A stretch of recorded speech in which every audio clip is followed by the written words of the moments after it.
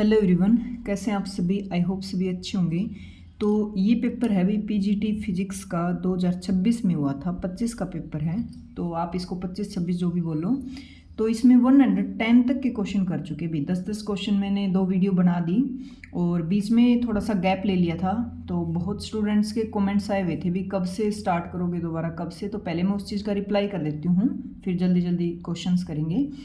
तो 2 बड़े रीज़न थे भाई बीच में गैप लेने के। एक तो अभी कुछ दिन से जैसे इवनिंग क्लासेस चल रही मेरी, तो थोड़ा सा टाइम की कमी लगा लो, टाइम कम बचता था, तैयार नहीं कर पाई मैं।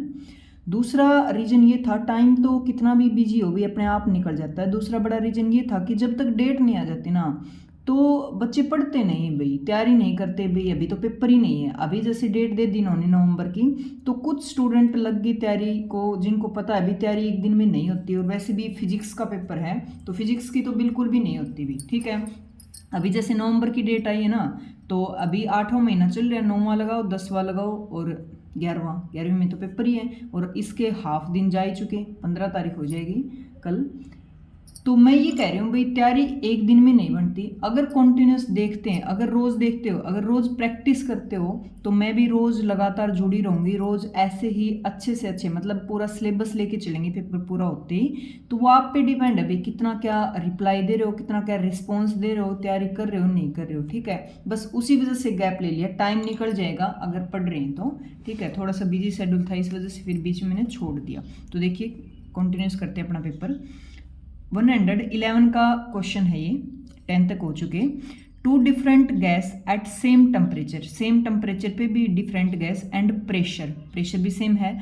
Have molecules of the diameter D1 and D2, भी डायमीटर दे रखे हैं मोलिक्यूल्स के D1 D2 और दोनों के बीच में रिलेशन दे रखा है।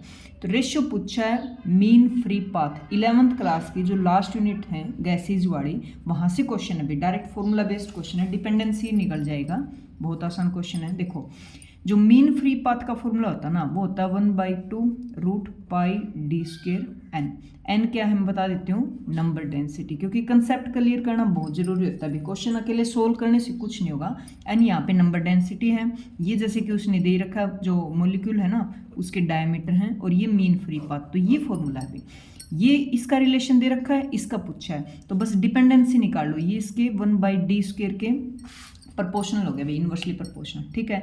तो अपने को क्या है, λ1 और λ2 का रेशियो निकालना। इनवर्सली है तो ऊपर जाएगा D2 का स्क्वायर और नीचे आ जाएगा D1 का स्क्वायर। गिवन क्या है, गिवन है वो चीज लिखो। गिवन है भाई D1 = 2D2, तो ये वाला D2 तो ऐसे ही रख लो, और D1 की जगह क्या पुट कर दोगे, 2D2 का स्क्वायर। तो ये बन गया D2² डिवाइडेड बाई 4D2², इससे कट गया तो 1/4। तो λ1 λ2 का रेशियो आ गया भाई 1/4। तो ये देख लेते हैं कौन से आंसर के साथ मैच होता है। बी आंसर है भाई। देखो पहले आंसर क्या आई थी, सी दिया था, फिर लगाए गए जब उन पे ऑब्जेक्शन लगाए गए तो करेक्ट आंसर बी था, और अब बोर्ड ने बी ही माना इसका, ठीक है। नेक्स्ट क्वेश्चन देखिए भी 112 का। इस पेपर में बहुत ज़्यादा मिस्टेक है, प्रिंटिंग मिस्टेक भी हैं, आंसर गलत हैं। तो कुछ चीज़ें जो हमारे समझ में आ रही हैं भी यहाँ ऐसे आना चाहिए। जैसे बात करें एक में साइन और क्यू दे रखा है, क्यू पता है क्यों नहीं, थीटा है, इस तरह की कुछ हम मान लेंगे, उसको करेक्ट कर लेंगे। जो साफ साफ दिख रहा है भी ये गलती यहाँ पे, उसके हिसाब से सोल्यूशन करेंगे। अदरवाइज तो बहुत भर के मिस्टेक दे रखे हैं इस पेपर में। तो देखिए 112 का, a string of length L has tension linearly increase from T0 to 2T0। ये कह रहे हैं जो टेंशन है ना, स्ट्रिंग में टेंशन बनेगी, वो लीनियरली इंक्रीज हो रही है, मतलब कांस्टेंट नहीं है, along its length, length wise उसकी वैल्यू जो है टेंशन की चेंज हो रही है। द फंडामेंटल फ्रीक्वेंसी, देखो बीच में गैप दे दिया, फंड अलग कर दिया, तो ये फंडामेंटल है भाई। The fundamental frequency of the transverse wave is approximately proportional to. एक बात तो ये कि इसने अप्रोक्सीमेटली पूछा है, ठीक है, क्या, फंडामेंटल फ्रीक्वेंसी। तो डायरेक्ट फॉर्मूला बेस्ड क्वेश्चन है, ये भी स्ट्रिंग वाले 11th क्लास का ही है 112 का। देखो स्ट्रिंग की है ना, स्ट्रिंग में जो वेव बनती हैं, लिख देती हूँ मैं, स्ट्रिंग में जो वेव हैं उसकी जो स्पीड या वेलोसिटी की बात करें भी, वो उसका फॉर्मूला क्या होता है, √T/μ, ठीक है। T यहाँ पे क्या है, टेंशन है, और न्यू क्या है यहाँ पे, मास पर यूनिट लेंथ, ठीक है। थोड़ा सा चीज़ों को इसलिए लिखती हूँ, ये टेलीग्राम पे शेयर कर दूंगी, थोड़ा सा रिवाइज कर लोगे, पक्की हो जाएंगी चीज़। लेक्चर सुनोगे फिर उसको रिवाइज करोगे तो ठीक है, फॉर्मूले डायरेक्ट याद हो जाएंगे। फॉर्मूले बेस्ड क्वेश्चन है, शॉर्ट क्वेश्चन पूछे गए, आगे भी शायद ऐसे ही पूछे शॉर्ट, तो कंसेप्ट समझना बहुत जरूरी भी। स्ट्रिंग में जो वेव बनती हैं वो इस स्पीड से चलती है, टी टेंशन है और न्यू मास पर यूनिट लेंथ है, तो न्यू है ये मास per unit length, T tension इसने बताया भी वेरी कर रही है, ठीक है। तो फंडामेंटल फ्रीक्वेंसी कैसे निकालेंगे, देखो जो स्ट्रिंग होती है उसके दोनों एंड फिक्स होते हैं, ऐसे मानो ये हाफ वेव लेंथ बना रही, हाफ वेव लेंथ, तो ये किसके लेंथ की इक्वल होगी, यहाँ लेमडा की वैल्यू 12 होगी। ये तो मैंने नोट्स में बहुत अच्छे से करवा रखा है भाई, फुल ऐसे हाफ लेंथ बनाए, फुल वेव लेंथ बनाए, 3 पार्ट बनाए, ठीक है, इस तरह से। वेलोसिटी का फॉर्मूला क्या होता है, वेलोसिटी का होता है फ्रीक्वेंसी इंटू लैम्डा, तो यहाँ से फ्रीक्वेंसी निकालनी तो ये हो जाएगा v बाई लैम्डा, तो v की वैल्यू ऊपर अभी मैंने लिखी t बाई न्यू होती है और लैम्डा की वैल्यू 1/2, ठीक है। ये बन गया फॉर्मूला फ्रीक्वेंसी का। अपने को सिर्फ डिपेंडेंसी लेनी है, किस किस का जिक्र है, टेंशन का और लेंथ का, न्यू सेम है, न्यू का कोई जिक्र नहीं, न्यू को नेग्लेक्ट कर दो, तो ये चीज़ बच गई। अब इसने बताया जो टेंशन है ना वो तो चेंज हो रही है, टेंशन तो लेंथ के अकॉर्डिंग चेंज हो रही है, कहाँ से कहाँ, T is equal to T naught to T naught. अब जो चीज़ वेरी कर रही है, जैसे पूरे पेपर में चीज़ों को वेरिएशन करवा रखा, भी वेरी कर रही है तो उसका इंटीग्रेशन करते हैं, बट इसने अप्रोक्सीमेटली पूछा तो इंटीग्रेशन की जरूरत नहीं है, सिर्फ क्या निकाल लो, एवरेज निकाल लो भाई टेंशन का। एवरेज कैसे निकालते हैं, दोनों को जोड़ो और 2 है तो 2 से डिवाइड कर दो, तो 3t0/2 तो 1.5 t0। हाँ, पीछे भी क्वेश्चन आए, जो चीज़ वेरी कर रही है सिर्फ इंटीग्रेशन करके उसका कंप्लीट निकालते हैं, डायरेक्ट फॉर्मूले में पुट नहीं करते, जो चीज़ वेरी करे। यहाँ इंटीग्रेशन क्यों नहीं लिया, क्योंकि अप्रोक्सीमेटली पूछा तो अप्रोक्सीमेटली आंसर आ जाता है, दोनों का मीन ही तो निकाल लिया हमने, ठीक है। तो फ्रीक्वेंसी में पुट कर दो भाई, ऊपर क्या है टी नोट है तो 1.5 टी नोट का रूट है और नीचे है लेंथ, तो ये आंसर है भाई। किसी के साथ मैच नहीं हो रहा था, बोर्ड ने इसको देखो 1 लिख रखा ना, ग्रेस मार्क मिला हुआ है, क्योंकि ये एल है ना, ये रूट से बाहर आना था, इसने पूरे पे रूट लगा दिया। एक्चुअल में आंसर क्या है 1.5 टी नोट, ये अगर एल बाहर होता तो करेक्ट आंसर बी होता, तो ग्रेस मार्क्स दिए इसमें बोर्ड में।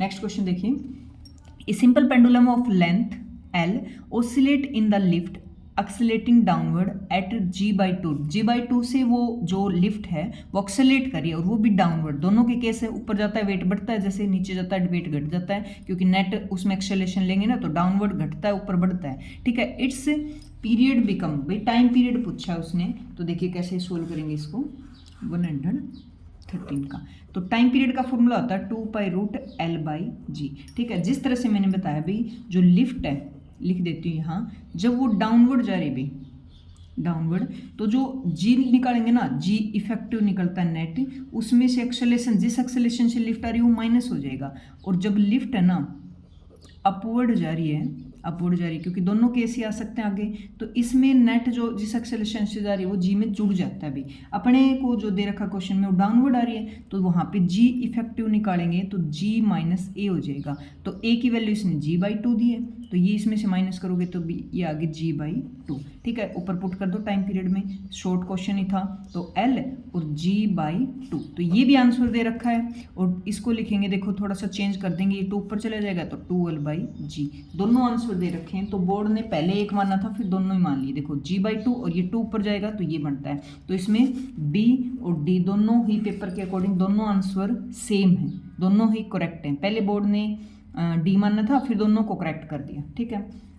नेक्स्ट देखिए, नेक्स्ट क्वेश्चन है 114 का, ए charge Q move along x axis from 0 to L, 0 to L length है, एक्स एक्सिस के अलोंग कोई चार्ज मूव कर रहा है भाई, इन इलेक्ट्रिक फील्ड, और इलेक्ट्रिक फील्ड की वैल्यू दे रखी है, ठीक है। Work done by the field, तो कितना वहाँ पे वर्क डन हुआ, तो ये ग्रेस मार्क मिला हुआ भाई, इसमें बोर्ड ने ग्रेस दी इसमें भी, क्योंकि इसकी स्टेटमेंट गलत है। देखो आंसर को देखो एक बार, इसमें लेंथ दे रखा है, ठीक है, चार्ज, इसमें देखो साइन के साथ कहीं लेंथ नहीं है भाई, ऊपर तो इसने बता दिया 0 to L जा रहा है, बट जो इलेक्ट्रिक फील्ड है लेंथ के प्रोपोर्शनल या डिपेंडेंसी लेंथ इसमें कहीं नहीं दिख रही, थोड़ा सा ऐड कर लेंगे और फिर देखते हैं, आंसर तो मैच हो जाएगा, बट यहाँ पे इसकी स्टेटमेंट में मिस्टेक थी इसलिए ग्रेस मिला हुआ भाई।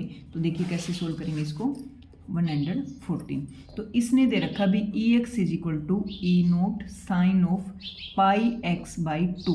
एल कहीं नहीं है तो एल के साथ इसका करवा दिया वेरिएशन, एल चेंज कर दिया। इसकी वजह से अगर एल होता तो स्टेटमेंट करेक्ट थी, एल नहीं दिया इसलिए ग्रेस मिल गया। अपने को क्या निकालना है, वर्क डन। वर्क डन का सीधा सीधा फॉर्मूला होता है फोर्स इंटू डिस्प्लेसमेंट, क्योंकि वो इलेक्ट्रिक फील्ड में तो फोर्स कितना लगता है क्यू ई, तो यहाँ पे वर्क डन में पुट कर दो क्यू ई इंटू में डी एक्स। कोई भी चीज़ जब इलेक्ट्रिक फील्ड में है, कोई भी मतलब चार्ज पार्टिकल, उसके ऊपर फोर्स लगता है वो क्यू इंटू ई लगता है। भाई मैग्नेटिक फील्ड में कितना लगता है, q v B sine theta, ठीक है, ये लगता है। तो फोर्स के तो ये तो डायरेक्ट फॉर्मूले, वर्क डन का होता है फोर्स इंटू डिस्प्लेसमेंट, फोर्स इसमें पुट किया, ये बड़ा गया।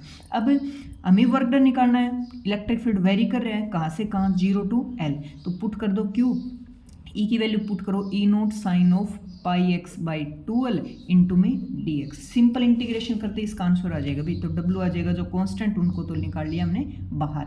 इंटीग्रेशन कर दिया, साइन का क्या होता है माइनस कोस, ठीक है, इंटीग्रेशन कर दिया, इसको हटा दो, तो पाई एक्स बाई 2l। अब एंगल का करते हैं तो ये एक्स हट जाएगा तो पाई बाई 2l, और कहाँ से कहाँ 0 टू एल, ठीक है।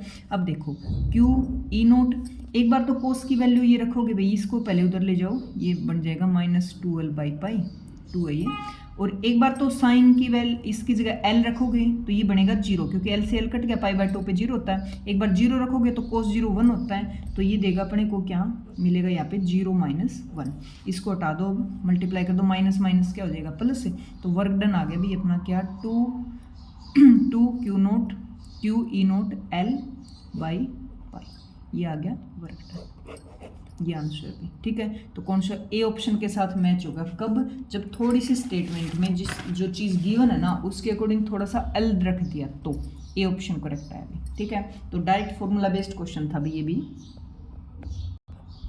नेक्स्ट क्वेश्चन है भाई 115 का। देखो कहने का ये अर्थ है भाई, कहीं ना कहीं पेपर आसान था भाई। पीछे जो एचटेट के पेपर आए इतने साल के, मैंने सारे डाल रखे हैं, 2017 18 से लेके 18 के भी बाद में मैंने करा दिया था, पहले तो मैंने 20 से 24 तक के डाले थे भी। तो वो क्वेश्चंस लेंथी होते थे भी, टाइम बहुत ज़्यादा लगता था। क्वेश्चन शॉर्ट है, अगर मिस्टेक ना होते ना पेपर में, कहीं ऑप्शन में कहीं स्टेटमेंट में कुछ, तो कहीं ना कहीं पेपर आसान था अब की बार, क्योंकि शॉर्ट क्वेश्चन थे, डायरेक्ट फॉर्मूला बेस्ड क्वेश्चन थे। देखिए कैसे, अगला dipole P lie along x axis in the electric field. Electric field दे रखा है, इलेक्ट्रिक फील्ड एक्स पे डिपेंड है, मतलब वेरिएशन है इलेक्ट्रिक फील्ड में, और पी जो है डाइपोल एक्स एक्सिस के अलोंग है। तो net force magnitude on the dipole, भी डाइपोल रखा हुआ है उसके ऊपर कितना नेट फोर्स लगेगा। तो देखिए कैसे, इलेक्ट्रिक फील्ड दे रखा है ये बड़ा ई नोट एक्स स्क्वायर, ठीक है। ये क्या हो गया, ये दे रखा भी नॉन यूनिफॉर्म, क्यों, क्योंकि एक्स पे डिपेंड है। बात करें अगर ये यूनिफॉर्म होता भाई, अगर ये यूनिफॉर्म होता कौन, इलेक्ट्रिक फील्ड, तो क्या होता है, तो फोर्स लगता है ना, वो लगता है भी क्यू, ठीक है, फोर्स लगता है वो क्यू ही लगता है। अब देखो बात किसकी आई, बात आई नॉन यूनिफॉर्म की, क्योंकि अगले ने तो नॉन यूनिफॉर्म दे रखा है। तो यहाँ पे जो फोर्स होता है वो होता है भी P D E by d x. बता देती हूँ आया कहाँ से, रट्टा नहीं मारना, क्योंकि पी की वैल्यू क्या होती है, क्यू इंटू में 2a होती है, 2a मतलब 2a ले लो, 2x ले लो डिस्टेंस। तो यहाँ देखो 2x से, या कॉन्स्टेंट है 2, तो x से मल्टीप्लाई करोगे, x से डिवाइड करोगे, तो ये बन जाएगा p, और ये बन जाएगा x के साथ वेरिएशन। बना यहाँ से, बट क्योंकि ये चेंज कर रहा है तो हमें चेंज की फॉर्म में ही लेना है, ठीक है। अब देखो d E by d x, E तो दे रखा है, इसको x के विद रिस्पेक्ट डिफ्रेंशिएशन करेंगे तो ये 2 आगे आ जाएगा, 2 ई नोट x बन गया। तो फोर्स का फॉर्मूला बन गया p इंटू में 2 ई नोट x। तो ये क्या आ गया, ये आ गया आंसर। किसके साथ मैच हो रहा है एक बार देख लेते हैं, ए के साथ मैच हो गया भाई, ए ऑप्शन करेक्ट है, बोर्ड ने भी ए ही मानना है, और ये क्वेश्चंस भी करेक्ट है, ठीक है। तो नॉन यूनिफॉर्म का केस दिख रहा है सामने ही, फोर्स निकालना था, फोर्स का डायरेक्ट फॉर्मूला ये होता है, ठीक है। नेक्स्ट देखिए, हाँ इसमें फिर से ग्रेस मिली, क्यों मिली, क्योंकि कुछ मिस्टेक थी। क्या मिस्टेक थी देखते हैं, देखो a rod of length L lie along x axis from the 0 to x is equal to 0 से लेके x is equal to L तक कोई रोड है भाई जिसकी लेंथ एल है, विद लीनियर चार्ज डेंसिटी, ये दे रखी भाई, वेरिएशन दे दिया, हर क्वेश्चन में वेरिएशन दे रखा भाई, चीज़ें कुछ ना कुछ कोई ना कोई चीज़ को वेरी करवा ही रही। Electrostatic potential at a point P कौन सा, जो आगे वाला पॉइंट है, on the X axis at X is equal to L. ऐसे है क्वेश्चन, देखो कैसे 116 का भी ऐसे है, ये x इज इक्वल टू 0 है तो x is equal to L. तो इसकी बात करें भाई, यहाँ पे हमें क्या निकालना है, इलेक्ट्रोस्टैटिक पोटेंशियल, भी इसके ऊपर निकालना है। तो देखिए इलेक्ट्रोस्टैटिक पोटेंशियल का फॉर्मूला क्या होता है, dV equal to K dQ by R, ये होता है। ठीक है, हम क्योंकि चीज़ें वेरी कर रहे हैं तो हमने मान लिया भी एक छोटा सा स्मॉल चार्ज है, मतलब एक एलिमेंट है जो इधर से लेके कोई r डिस्टेंस ले लो, r डिस्टेंस यहाँ है, ठीक है, स्मॉल एलिमेंट। तो जो डिस्टेंस लेंगे ना, डिस्टेंस लेंगे ये x के साथ, अभी देखो x is equal to 0, x is equal to, तो ये x मान लो, ठीक है, ये x मान लो। तो इस r की वैल्यू चाहिए हमें, तो r मतलब p पॉइंट पे निकालना है, और है कहाँ वो यहाँ पे ले रखा हमने एलिमेंट, तो ये वाली डिस्टेंस चाहिएगी, तो ये r की वैल्यू आ जाएगी कंप्लीट कितनी है l, और ये वाली हमने x मानी, तो ये रखनी भी r की जगह। समझ आया? हाँ, अब हम पुट कर दो एक बार dV की जगह, तो ये पुट कर दिया k, और चार्ज क्या होता है डेंसिटी के फॉर्म में दे रखा है, तो डेंसिटी इंटू में डिस्टेंस, तो ये दे रखी चेंज वेरी कर रही है इंटू में डिस्टेंस, तो 116 में दिखा देते हो, ये देखो वेरिएशन दे रखा है। तो चार्ज क्या होता है, देखो चार्ज लैम्डा क्या होता है, चार्ज पर यूनिट लेंथ, तो चार्ज क्या हो जाएगा लैम्डा इंटू में लेंथ, तो dx रख दिया। ठीक है, नीचे होता है r की वैल्यू हमने ये निकाली, r की वैल्यू आई कहाँ से भाई, r की वैल्यू आई हमने कोई एलिमेंट मान लिया जो कि इसके सेंटर से यहाँ से x डिस्टेंस पे कहीं भी, तो हमें तो ये यहाँ पे निकालना है, तो इससे कितनी दूर है वो, तो कंप्लीट में से पीछे वाले माइनस कर देंगे ये वाले। ठीक है, अब देखो ये इसका इंटीग्रेशन थोड़ा सा कॉम्प्लिकेटेड है, बट थोड़ा सा फैक्ट लगाए ना, थोड़ा सा दिमाग लगाएं, हमें निकालना पोटेंशियल यहाँ पे, तो इसकी तरफ जाएगा, ये एलिमेंट यहाँ मानना है, हमें यहाँ निकालना है, तो इसकी तरफ जाएगा ना, तरफ जाएगा, देखो तो ये डिस्टेंस x की बढ़ेगी भाई, इसकी तरफ जाएगा तो x बढ़ रहा है, और x बढ़ेगा तो नीचे इसका डिनोमिनेटर कम होता जाएगा। तो देखो मान लो कि हमने पूरा ही p पे निकालना, तो इसकी वैल्यू यहाँ रख दी, मतलब x की वैल्यू थी वो यहाँ से ये वाली डिस्टेंस थी, इसके ऊपर ही आ गया, तो ये वाली x की डिस्टेंस क्या हो जाएगी l ही हो जाएगी। अब x यहाँ है, और मान लो मैं उस एलिमेंट को यहाँ ले जाऊँ, तो कंप्लीट x मतलब l हो गया, तो यहाँ l रखोगे तो l में से l है कट जाएगा, तो ये बचेगा नीचे 0, और 0 का मतलब ये हो जाएगा इन्फिनिटी। तो कहीं भी इसका आंसर वो नहीं दे रखा था, अभी इन्फिनिटी नहीं दे रखा, सारे आंसर गलत थे, क्वेश्चन सही है बट आंसर गलत थे भी, तो इसमें ग्रेस मिला हुआ है, 1 मार्क्स का ग्रेस को मिला हुआ है, बोर्ड ने ग्रेस दिया इसमें।